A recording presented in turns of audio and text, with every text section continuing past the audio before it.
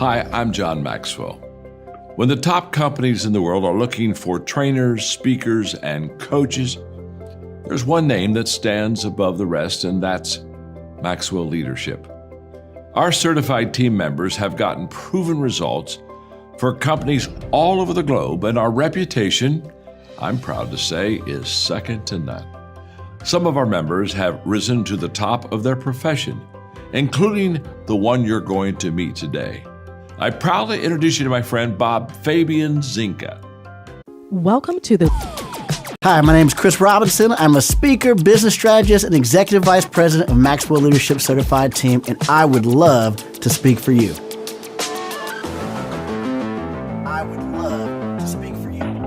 Why? Because all great events have one thing in common: impact, real, tangible results. People walk in tired, they leave inspired, and then they actually experience change. They don't just do better, they get better, and I want that for your people. As Executive Vice President of Maxwell Leadership, I've spent over 2 decades coaching executives, business owners, and high-performing teams on how to lead with influence, clarity, and confidence. Too many leaders focus on what they do, but the real question is, who are you becoming as a leader? When I serve as your keynote speaker, I offer custom-tailored training to meet your people where they are with proven result-driven strategies for personal, professional, and business growth that they can apply that same day. But if working personally with author John Maxwell has taught me one thing, is that people don't care how much you know until they know how much you care. So I strive to connect just as much as I communicate. Everyone I speak to has a goal. All the organizations I speak for have goals, but whether it's complacency or lack of clarity or struggles, we often just don't feel empowered or equipped to reach our full potential. It just takes the right catalyst to help us see our breakthrough. After I discovered leadership development, I was able to use my position as a senior sales manager to scale with an organization from 18 employees to over 700. And that commitment to growth has absolutely changed my life. After more than 2 decades in the leadership industry, I'm serving as the Executive Vice President of the world's leading coaching organization, playing a part in the growth of hundreds of thousands worldwide. And it's my mission to bring breakthrough to many more. I can't wait to work with you and serve your people.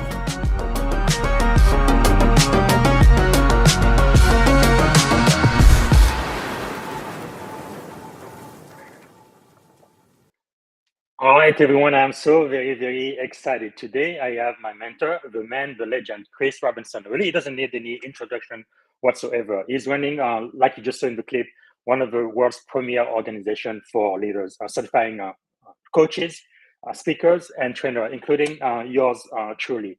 So without no further ado, let me bring the man, Chris Robinson, everyone. Hey, Good morning, how you Chris. doing? How are you? Hey, I'm doing great, Bob. Thanks so much for having me on today.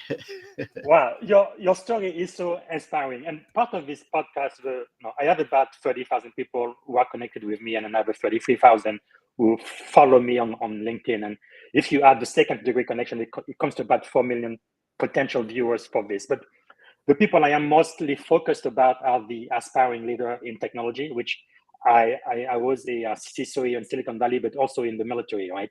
I am an information warfare commander in the US Navy. Those are the people I really want to pour into and help develop. Like you and Papa Jones have taught me, right? You are not a leader because people follow you. That just makes you an influencer, right? But you are a leader because you develop other leaders. So that's really what we are doing here, and it's so critical. So to get started, would you please just tell us about your leadership journey, how you got to become the Chris Robinson that we know today? Oh, wow. Chris Robinson we know today. Now that's a long journey, Bob, to walk you through.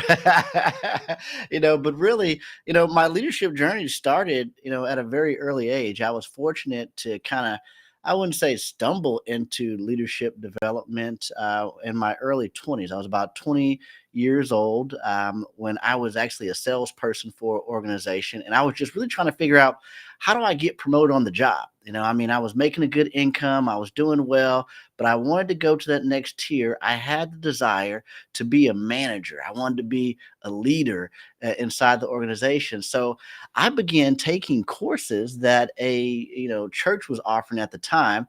They were actually offering a course by John Maxwell called the 21 Laws of Growth. And so for me, that was kind of my first introduction to what leadership was going inside of a classroom, watching John Maxwell on VHS, and then going back to the workplace and applying those principles. And as I began to apply those principles to my life, what happened was I began to get promoted on the job. And I recognized the pattern and said, oh my goodness, this personal growth stuff is really good. And so, I got hooked. I began to go into conferences, events, reading books, and I just really dove in to developing myself. But then in turn, what happened was, as I was developing myself, I found that, man, if I want to be of value to the organization, I can focus on myself and dedicate myself to success. But if I can be a person that can develop other people and stop just trying to be the star, I could actually be a star creator. And if I can become a star creator, that makes me much more valuable to an organization versus being the single star. And so I just really focused on developing others. And in return, what happened was, people began to get promoted. I continued to get promoted because my whole goal and focus was on helping other people. And so I truly just fell in love with the art and the craft of helping people. And so that's what opened up a lot of leadership doors for me and allowed for me to get promoted on the jobs and do well and start me on this path to actually speaking, coaching, training full time for a living. Wow, this is really awesome. And if we can go back kind of to the beginning when your leadership journey started, can you tell us about that time a couple of decades ago where it looks like you had everything, right? You had the house, you have the cars, all of the money, but something was missing. It seems like you were drifting. What happened? Yeah, so a couple different things happened.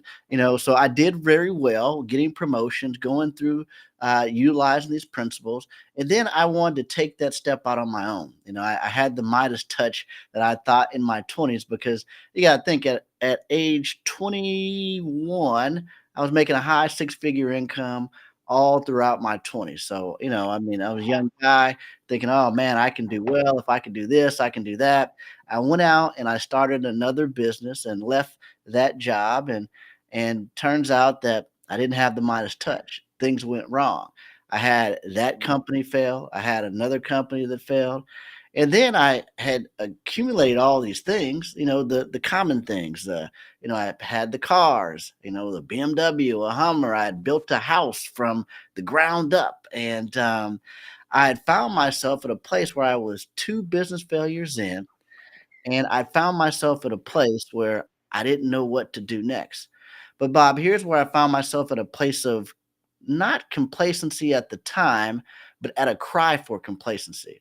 And I remember very clearly, after having 2 businesses fail, I'm driving in this Hummer and I am just crying, Bob. I am just crying, just letting it all out, just a nasty cry. Like, just everything's a mess.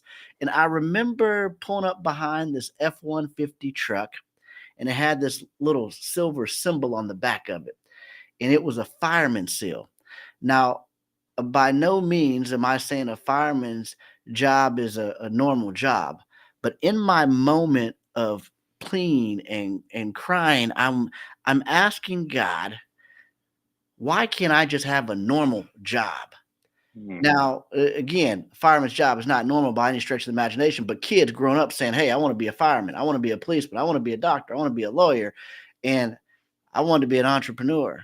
Right. And so, like, why can't I just do that? Because I was never able to take, the traditional jobs that my parents wanted me to take. And so, I was crying out. And then I believe in the most audible voice I believe. I'm a person of faith, so I don't want to offend anybody out there. But I believe God's word to me was, I didn't put that inside of you.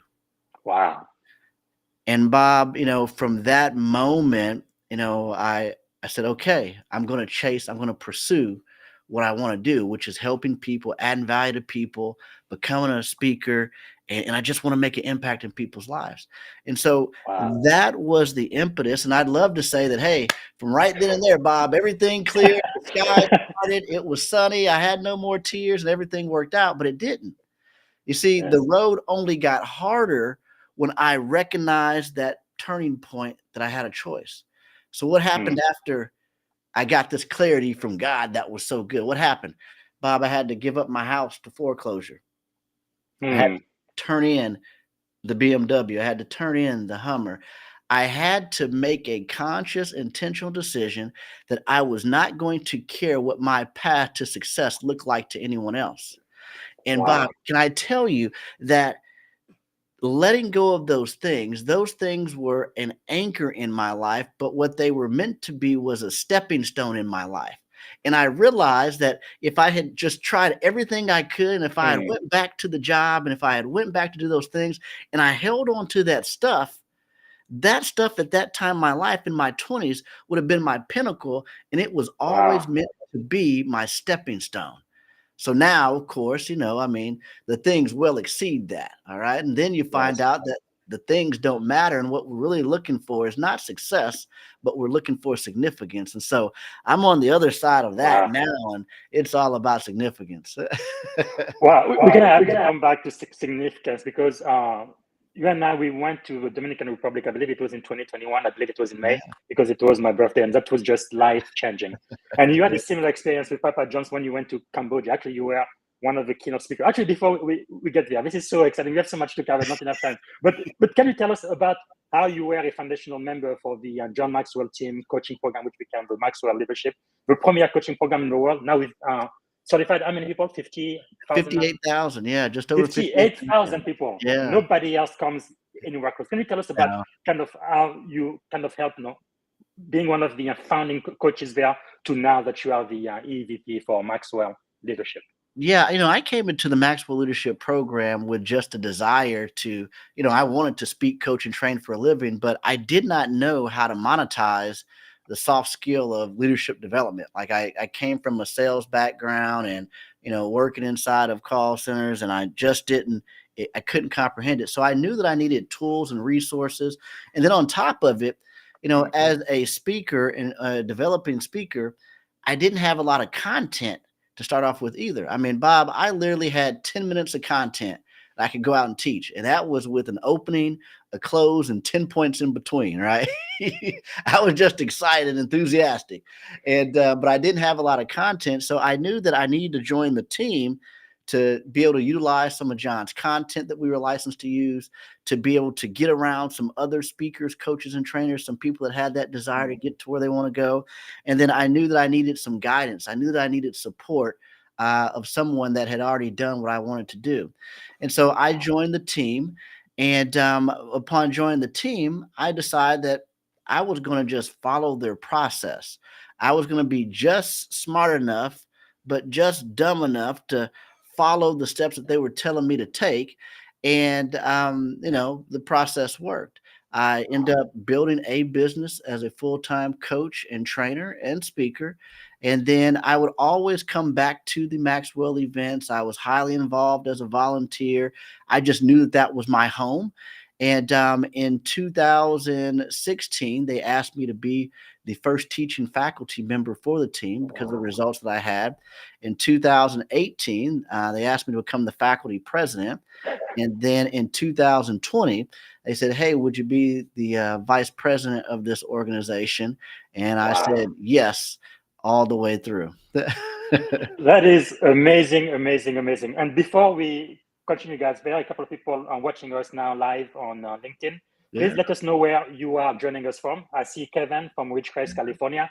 And also, if you have a question from our esteemed guest today, Chris Robinson, please type it in into the comment. We're going to get to as many questions as we can.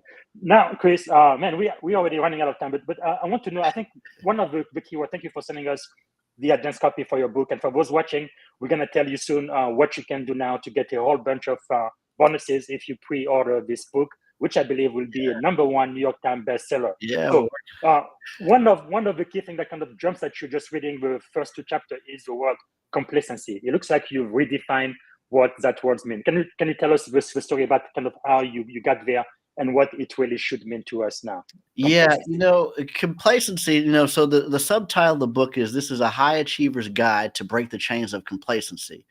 Now, on first glance, when we think about the word complacency, you probably think of laziness or apathy. And you would probably say, well, I'm not a complacent person. But what I realized is that we all have complacency in our lives in some area of another. No matter what level you're at, financially, career-wise, we all have a level of complacency. And because if you called 100 people that know me and said, "Hey, is Chris Robinson a complacent person?" I'm guessing that 99.9% would, Bob is shaking his head going, no, no, not there. But that's not true, Bob. I have complacency in my life. And so the way that I redefine complacency in this book, Bob, is I call it a secret place of satisfactory success. Now, that's where our good becomes good enough.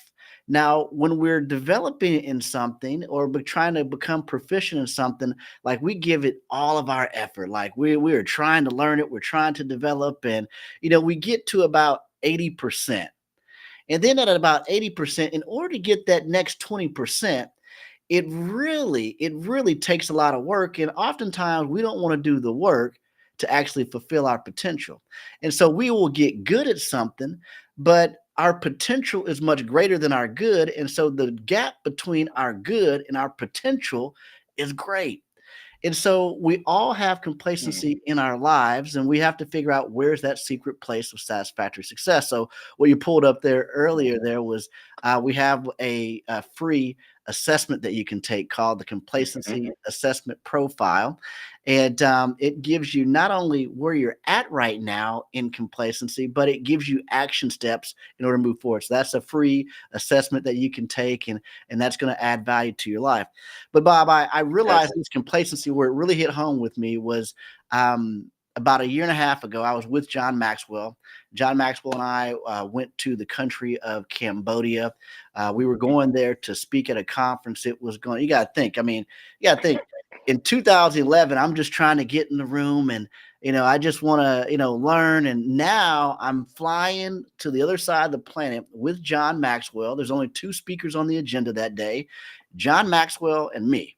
Like this is a pinnacle moment. Now, I've been on stage with John Maxwell hundreds of times now. And, but this is one of those moments, because before that, right before we're getting ready to speak to 2,500 people, we also meet with the president of Cambodia. And now I am coming out of the president of Cambodia's office with John Maxwell. We're laughing, we're smiling. I'm getting ready to go speak. And, we get there and I'm speaking and things begin to go wrong. As a speaker, things go wrong. The first thing that happens is that the remote is not working. It's just not advancing the slides and things just aren't going well. The second thing that happens is I'm speaking with an interpreter. So I'm not speaking English only. I'm speaking a couple lines in English, and then there's an interpreter that's speaking a couple lines in Khmer, their language. It's a little choppy because I didn't do a whole lot of practice with that individual ahead of time. So it's a little choppy, and I've got to find the rhythm. It's okay. I end up working through it. We get through it.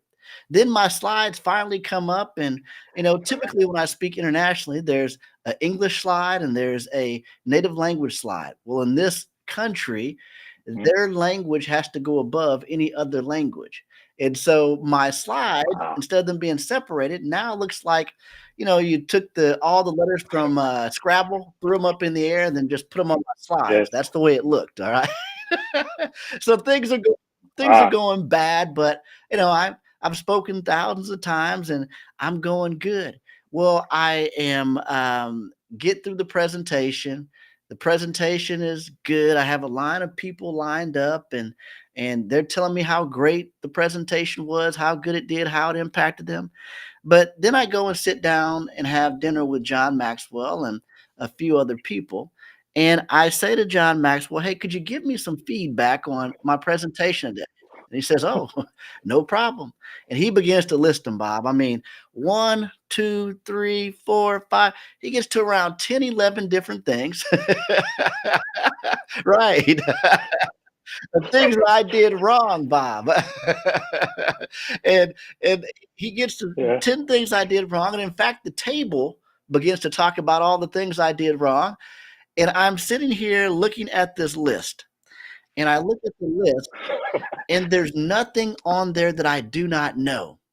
But Bob, what I can tell you is because I've done it so many times, I had begun to drift, and I did not prepare for that presentation the way that I did years prior to speak in front of a Rotary Club Wow. or a Chamber of Commerce or just a little small free event. I didn't prepare for that. Mhm. Why? Because I had kicked into autopilot and was going with what I know and Yes. stopped sharpening the axe. Now, again, I speak and communicate every single week, multiple times a week, 4, 5, 10 Yes. times a week, but I wasn't being intentional with it. I was just going off of the good versus really sharpening that potential. And so that fired me up, and I found Wow. that secret place of satisfactory success.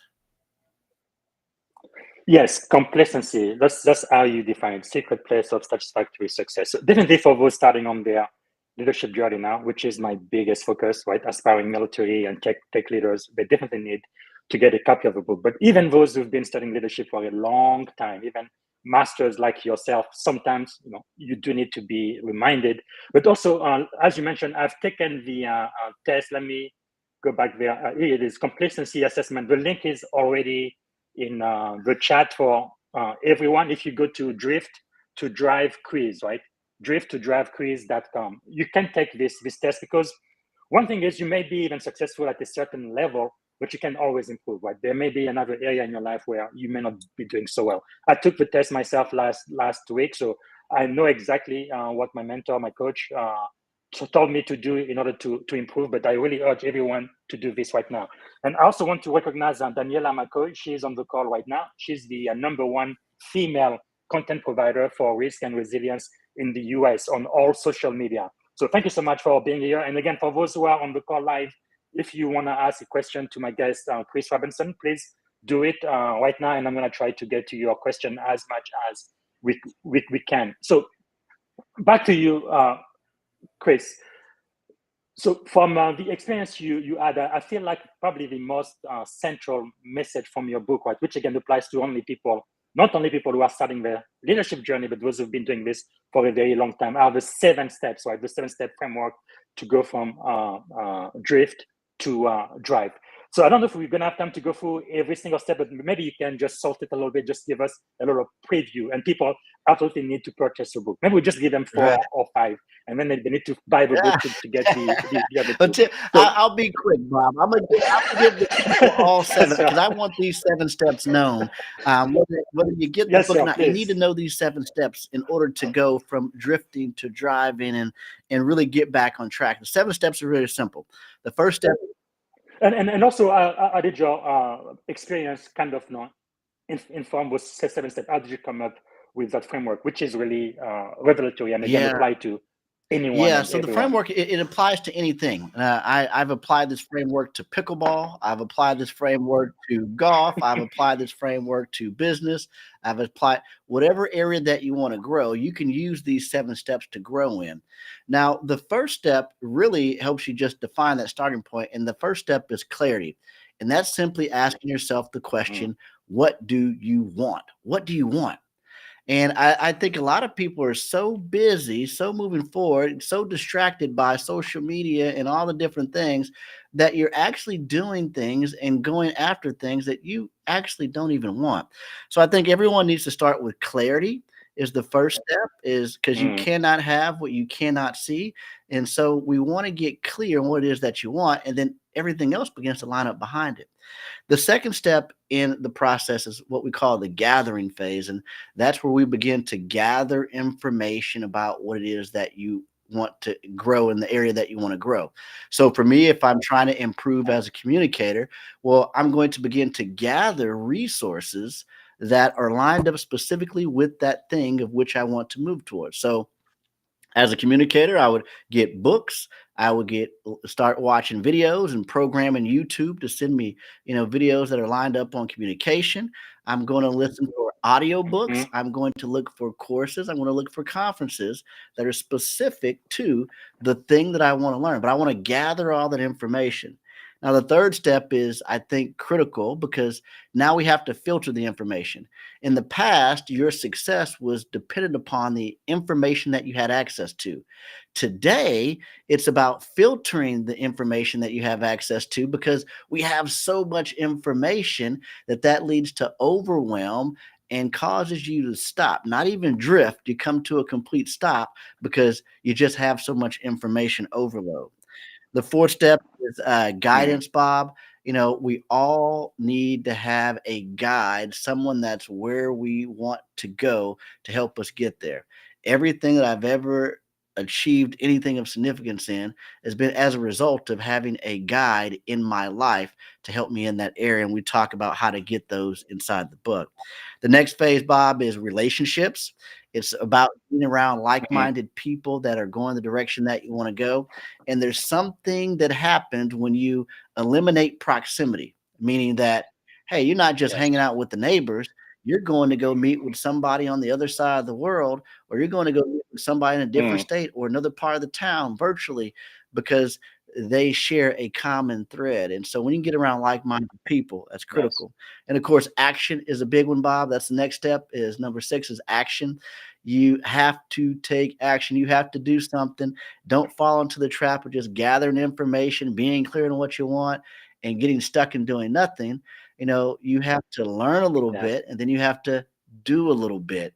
And so if you do not take action, nothing will move forward for you. And then the last phase or the last step, Bob, is evaluation. Evaluation.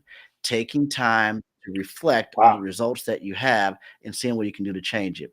And if you do that cycle again and again and again, the speed of which you'll reach your goals, your dreams, your vision will come a whole lot faster. Wow. Yeah, love it. Now, a couple of examples you use is pickleball, which you mentioned, but also your Mhm. son, right? Is at a baseball camp. How was he able to use these 7 steps and really come out on top? Yeah, yeah. So for I love pickleball. It's a great game. I haven't been playing much lately because I've been so entrenched in doing this book and so many different speaking things that we've been into. But when I started pickleball, I knew instantly that day, oh my goodness, I want to get good at this. So I started pickleball on a Thursday. On a Saturday, I was in a clinic getting coaching and beginning to develop as this. So I was clear that I wanted to play this game. Wow. I gathered information on it. I began to buy some books on Amazon. Started watching YouTube on it. Then I began to know that, hey, I got to filter this. What specific skill set do I want to learn in pickleball? What shot am I working on? Then I got the guidance that I needed. Then I got around other players. Then I was, Wow. playing every single day. I was taking action, but then I was filming so I can go back and evaluate what I was doing. And, I actually became Wow. a certified teaching pro in pickleball. All right. But what I do, I use the 7 steps. All right. Use the 7 steps. Same thing, as I'm trying to raise my children and apply these principles to this life. My son, David, has been in Wow. Cooperstown, New York, playing baseball for the last 2 weeks. Leading up to Cooperstown, of course, we were playing games, but we had a special training that we did outside of the training that he was getting, going, okay, hey, look, Mhm. it's every single day that ends in day. Let's make sure that we're doing something because he had a clear goal. He wanted to hit a home run in Cooperstown. This was his goal. So Wow. every single day he was working on hitting. He was listening to, confidence videos on hitting. He was reading a book on baseball called Teammate. But every single day, he doing something to it. So he was journaling that to track it so that I could show him evidence that, hey, you don't just show up to Cooperstown and hit a home run. You show up to Cooperstown and hit a home run if you did the work to show up to Cooperstown and hit a home run. And Bob, he hit his first 3 home runs in Cooperstown, over these Wow. past 2 weeks. And it just phenomenal. But we Amazing. can point back to the work that he did and show him that, hey, you followed the process. This is the result that you got. And so very excited for him. But this process works with everything. Yeah. Wow.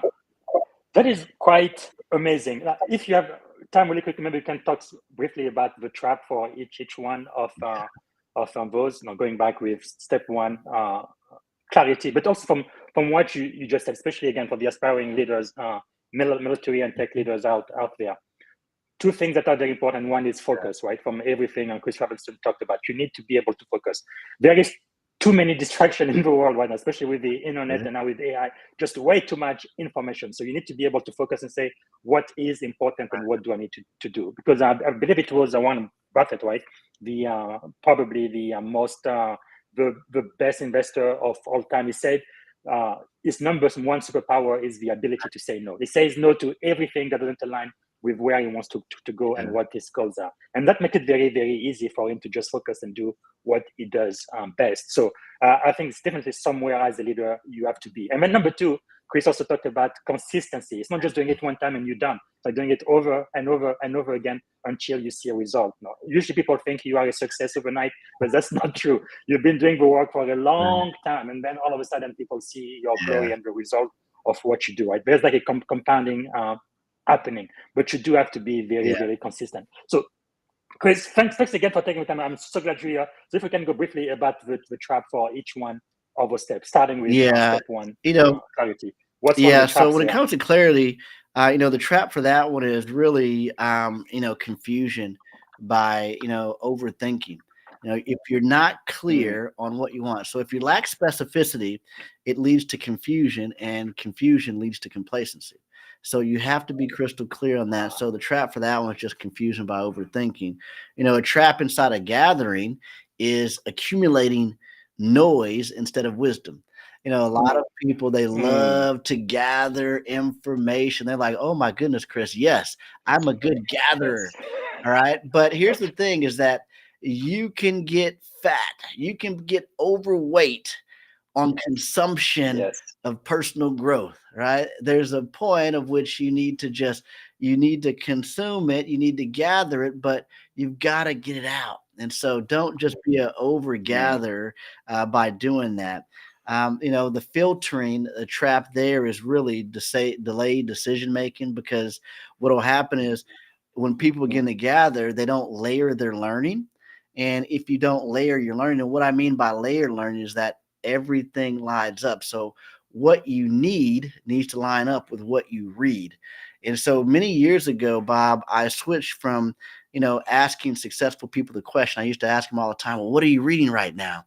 And that's a good question, but it's a bad question, because oftentimes that led to me reading and spending time on topics and things that were not in alignment with my goals, my dreams, my vision.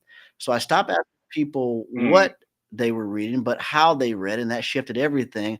And layered learning is lining up the content that I'm reading to where it's all lined up in the same direction. So, I read in two areas of my life, Bob. I read in areas that I'm trying to solve a problem or a passion. So all the books, all the videos, all the audios, all the courses, they all line up. And then that allows for me to move to the information. But if you're not filtering properly, you're listening to a podcast on one topic, you're reading a book on another topic, you're watching YouTube videos on another topic, you're watching videos on another topic, and you're overwhelmed and confused. Yes. The trap inside of guidance, Bob, is really what we call lone wolf leadership. And that's thinking that, trying to figure out all on your own is strength. Okay. And you think that, hey, if I ask for help, that's weakness. And that couldn't be further from the truth. And that's a trap that many of us fall into of, well, I don't want to look silly by asking for help, or I don't really want to ask this dumb question. And so, don't fall into that guidance trap of trying to be that lone wolf.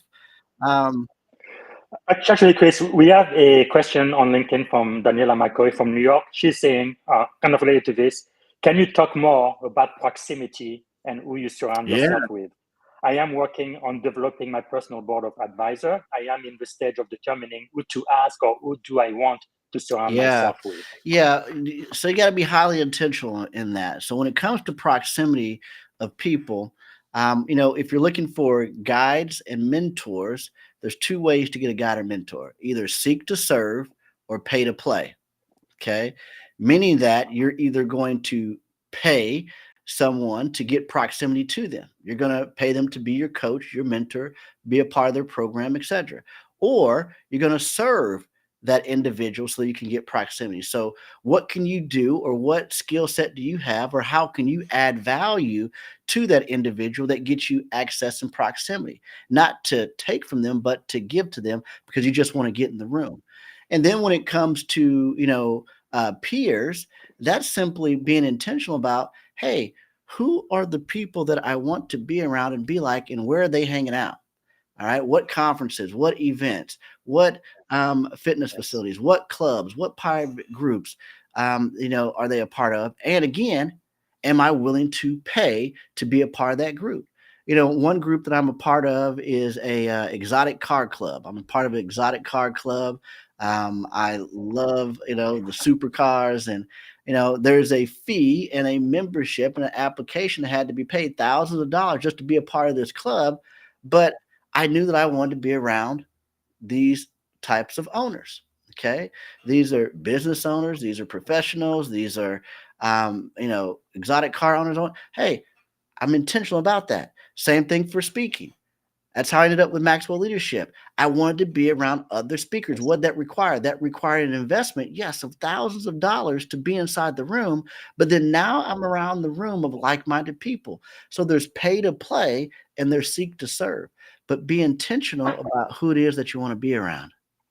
Wow, that is wonderful. And maybe the only thing I would add to this, Daniela, is sometimes you can be mentored from a distance too, just by reading a book. Like, for example, one of my greatest mentors is General Colin Powell. Even now that he's no longer with us, he still mentors me through his work and his books. Like I was, I think, 16, 17 years old when I first heard of Dr. Maxwell. Actually, back then, I believe he was a pastor in a church in San Diego, talking about leadership all the time. So I started reading his book, getting back when they had cassette tapes.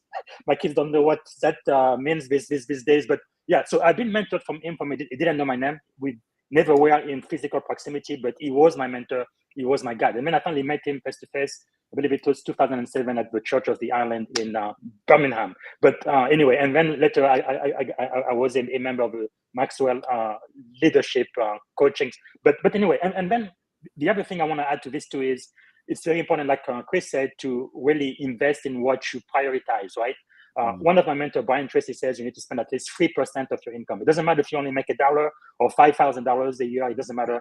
3% of your income needs to go into your personal development. You need to spend it out. But I think eventually you need to spend about 10% of your income.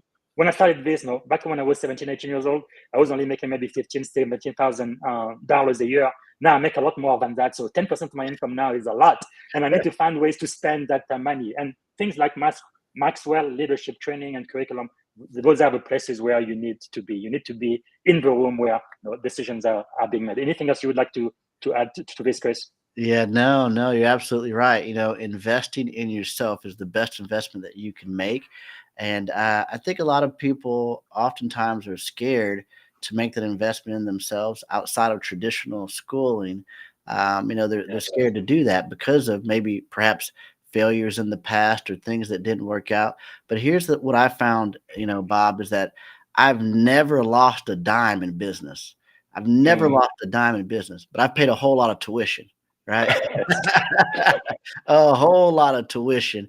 And it's okay if we look at it is that every single thing that we invest in, if we can get one thing from that to shape or shift our perspective, our thought, or our philosophies, or to get us to look at something different, that just gets us one step closer and further to who we're supposed to become.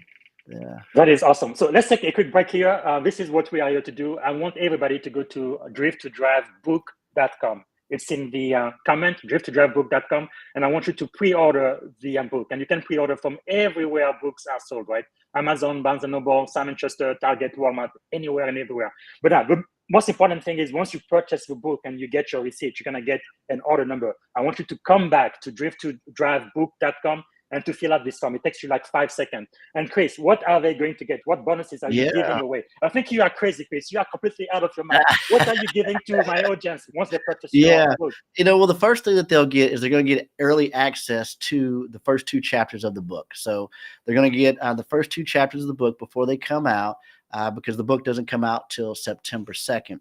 Then I did a 10 module masterclass on the book with practical application. So that masterclass comes with the workbook. It's going to be something that you work through, and that's going to be a product that we sell for $199 after the book releases. But if you purchase just a single book, you're going to get that masterclass alone. In addition to that, you're going to get a behind-the-scenes interview with me and Valerie Burton. Now, Valerie Burton is a coach's coach, a great friend of mine and colleague, and we just have a great time talking about growth and leadership in this. So you're going to get that behind-the-scenes interview. You're also going to get access to the private launch team. So this is where I'm actually taking, especially those of you that are interested in being an author and publishing a book. I'm taking you behind the scenes and sharing with you everything that I'm doing to really promote this book, to get this. What was the process? I'm going to introduce you to the publisher that I'm using. I'm going to introduce you to the architect behind all of the marketing. I'm going to introduce you to the writer that I worked with. We're really taking you behind the scenes and making this launch team page just a really great resource. And then we're going to do a summit on September 9th, where I'm going to bring in some speakers that we're going to be right here live in West Palm Beach. And we're going to do a full day summit, half day summit, I believe. But you're going to get a virtual ticket to that we're going to be selling for $97. But you're going to get all of those resources, all those bonuses by pre-ordering the book. And the book is just $28 on Amazon. And you pick that up, and hey, you're going to get all those bonuses there. Just thinking about the return on investment, you spend $20, you get the wisdom from Chris Robinson. Again, he didn't just start this yesterday. He's been doing this for years and years and years. And now he's the EVP for Maxwell Leadership, the premier leadership coaching program in the entire world. And he only spent $20. And on top of that, Chris gives you over $500 worth of stuff. And I know if you order even more books, you can get even more bonuses. But this is just not. You've got to do this. Absolutely, everyone here, please go there and purchase a book right now. So I know we do have a hard stop. So if I can switch over now to the 7 questions I ask every leader that comes on this podcast. And you probably already know this question because they come straight from Papa John. And another thing that Chris mentioned earlier, I just wanted to emphasize really quickly. Something Papa John taught us, right? Every single day, that consistency. He says he writes, he thinks, he asks questions, and he file. And what is the 5th one? Write, think, ask question, files, and Thinks, yes. So every single day, every day, even on Saturday, even on Sunday. And the thing is, when you start doing this process, right, of growth, you may not be very good, but after a while, you're going to get better and better and better. And before you know it, you are going to be in the top 3%, 5% of your field. So anyway, the 7 leadership question. Number 1, what is the greatest leadership advice you have ever received? I think it's something that was kind of caught, not actually taught. And it would be that treat people like people and adults like adults.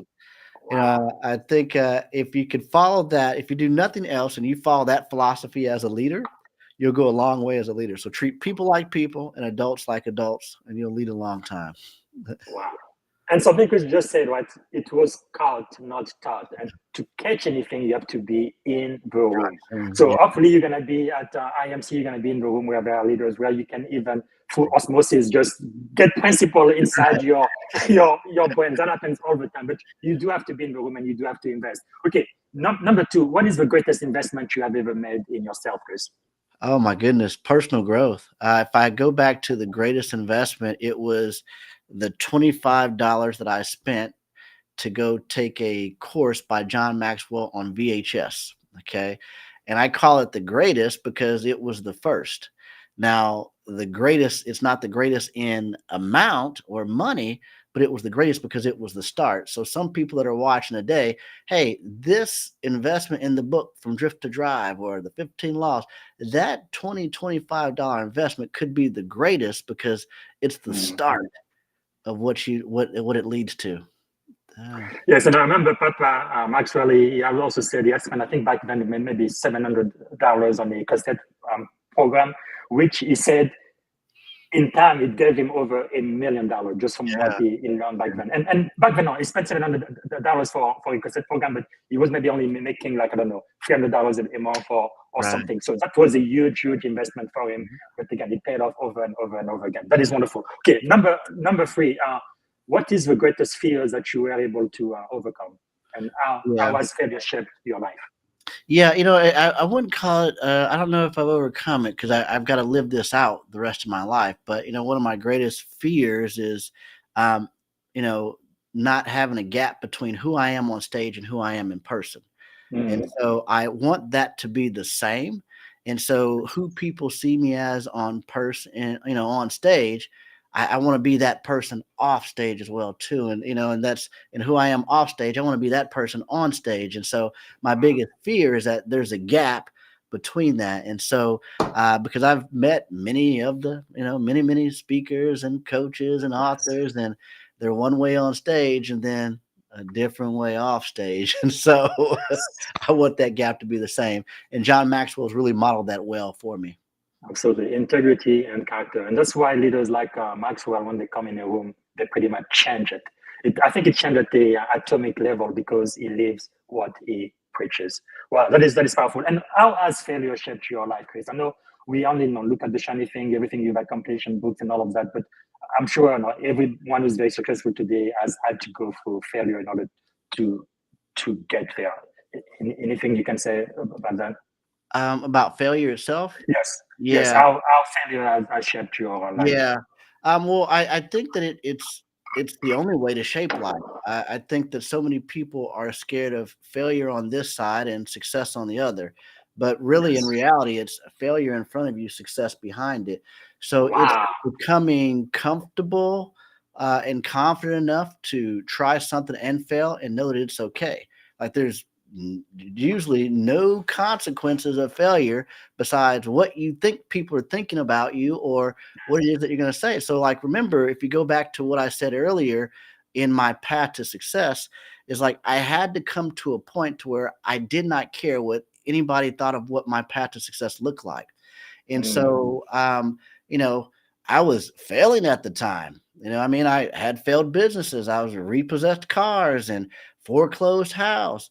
But if I had let that become my story and my framing that I had failed, then I wouldn't be able to move on. But just because you failed doesn't make you a failure. That means you need to go try something else different. But failure is a part of the process. So that's the mindset. So if you could choose 3 people to have dinner with, who would you choose and why? Yeah, 3 people to have dinner with. Well, anytime I can have dinner with John, I'm going to do it. All right. We always have a great conversation, dialogue. There's always gold that can be shaped there. 2 others that I would have dinner with, That could be historic people too. They don't have to be alive now. who I'd also like to have dinner with, Jerry Seinfeld. I'd like to have dinner with him just from his comedic standpoint, his mind, his thinking. What makes Jerry tick? I'd probably say Steve Harvey I'd throw in there. So Jerry and Steve together with John, I think that would be a humorous dinner. Wow. So Papa John's has taught us number 5 that leaders are readers. Which books are you reading now? Which book would you recommend my audience to read? Yeah. Of course, Drift to Draft is number 1. Yeah, Anything else? Yeah, right now, a great focus that I have where I'm layering my learning is in the area of AI. That is really, it's something that we're going to have to learn, or you're going to be working for somebody that has learned it. Okay. And so a great book that I recently read was called The AI Driven Leader by Jeff Woods. So AI Driven Leader, phenomenal book, but really getting that grasp around, how can we utilize AI and utilize AI as a thinking partner to help catalyze everything else that we do. Yeah. Well, and I'm gonna make sure to add that book to the notes, to the comments. So number 6, if you had only one day to live, what would you have liked your final contribution to be? Oh wow! Final contribution, man. If I could just have one more time for an opportunity like this, Bob, to be able to add value to people, and if I had one day, I want to see my kids, I want to see my family, and I want to add value to people. That's what I do. Wow. Okay, the final question, how can we add value back to you? I know for sure we need people to order this book right here, but what else can we do, Chris, to add value back to you? Yeah, share about the book, because this book, I really do believe this book is going to help a lot of people. I think this book is going to be a wake up call for many that have had success, many that are seeking success right now. And I really do believe it's going to add value to people. So spread the word about this book. Not just purchase the book, but purchase a couple more for other people. Share the link with people to go out and do that. That would add tremendous value to it. But more importantly, go out and apply the lessons that you learn from the book. That would be the greatest way to add value, is applying what you learn. And right now, I think you're only selling the hardcover, but soon you're going to add the audio version and Kindle version and all of that too, right? Yeah. And are you planning to have the accompanying workbook as well for like life group and Yeah, just all the above. All the above. Fantastic. No, this is great. This really could be life changing. I mean, I am telling you, it's just a book. By me, you see, when I was 17 years old, I read over 2,000 books, not because I had to, but because I was trying to find out what is the essence of leadership and success. One book could change your life. One idea could make you more than $1 million in your lifetime. So this is serious. Okay, to end now, thanks so much for your time. I know you have to go, but what are 3 adjectives that describe you as a child and then as an adult? 3 adjectives. Oh, geez. 3 adjectives. Yeah, 3 adjectives as a child. I guess open, adventurous, and happy. As an adult? I would call it the same. Very good. A very, very last question. We know you have to go. What is one word that represents our shared experience in this podcast right now? What word do you mind? One word that would repeat that again one more time. One word that will represent our shared experience on this podcast right now, as we are finishing up this podcast, this time we spent together. What words come to mind to crystallize, represent that? Yeah, fun and just value add. Thank you. I am extremely, extremely grateful, Chris. I have no idea.